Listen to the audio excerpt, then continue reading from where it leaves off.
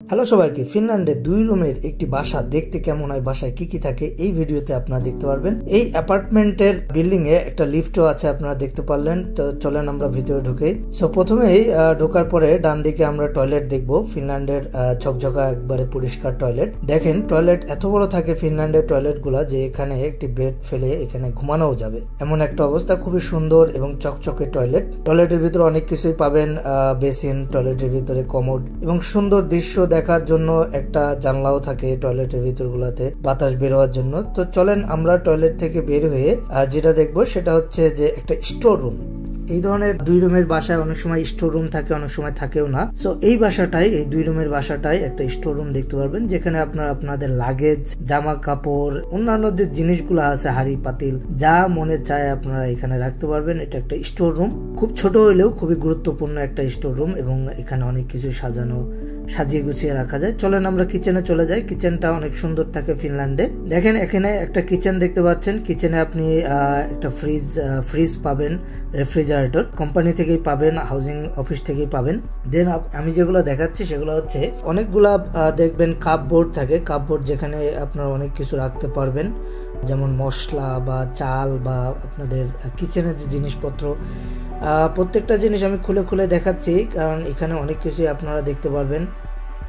অনেক কিছুই রাখার জায়গা আছে, প্লেট রাখার জায়গা, কাপ রাখার জায়গা। সো কিচেনে মূলত যা যা রাখার জিনিসপত্র থাকে আপনাদের সবই এখানে রাখতে পারবেন। তো ফিনল্যান্ডের কিচেনটা আসলে খুবই সুন্দর হয় এবং অনেক বড় হয়। কিচেন থেকে বাইরে দেখার মতো একটা জানলাও আছে, এবং এখানে একটা ইন্টারেস্টিং হচ্ছে কিচেনে যে চুলাটা থাকে এটা গ্যাসের না, এটা ইলেকট্রিক চুলা। ফিনল্যান্ডে মূলত ইলেকট্রিক চুলা, গ্যাসের চুলা আপনারা দেখবেন না, যেটা বাংলাদেশে আপনারা গ্যাসের চুলায় অভ্যস্ত।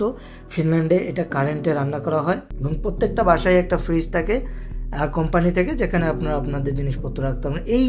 এই জায়গাটা হচ্ছে কমন স্পেস, যেখানে বাংলাদেশে আমরা গেস্ট রুম বলি বা লিভিং রুম বলি, যেখানে সোফা বা টেলিভিশন রাখা হয়। আপনারা দেখতেই পারলেন, এবং এখান থেকে বাইরে আপনারা দেখতে পারবেন যে সৌন্দর্য, ফিনল্যান্ডের যে অভূতপূর্ব যে সুন্দর দৃশ্যগুলো আপনারা জানলা দিয়ে দেখতে পারবেন। এই বাসাটায় আপনারা দেখতে পাচ্ছেন একটি ব্যালকনিও আছে। ব্যালকনি থেকে দাঁড়িয়ে আপনারা চাইলে বাইরে দৃশ্য বরফ পড়াও দেখতে পারবেন। এবং 2টা রুম, এটা হচ্ছে বেডরুম। আপনারা এখন বেডরুমে আছেন। বেডরুম থেকে দরজা খুলে বাইরেতে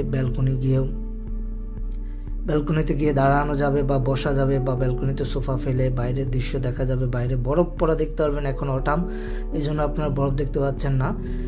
সো এটা হচ্ছে বেডরুম, মেইন বেডরুম। 2টা রুম যেটা বললাম, একটা কমন স্পেস আর একটা মেইন বেডরুম। সো মেইন বেডরুমটা এখন দেখতে পাচ্ছেন, এখানে আপনার বেড দিতে পারবেন। এবং আরেকটা ইন্টারেস্টিং বিষয় দেখায়, যেটা হচ্ছে আলমারি। এই যে দেখেন সামনে আলমারি, এখানে আপনার কাপড় চোপড় রাখতে পারবেন। এটা একবারে বিল্ট ইন থাকে অনেক বাসায়, যেটা বিল্ট ইন থাকে না।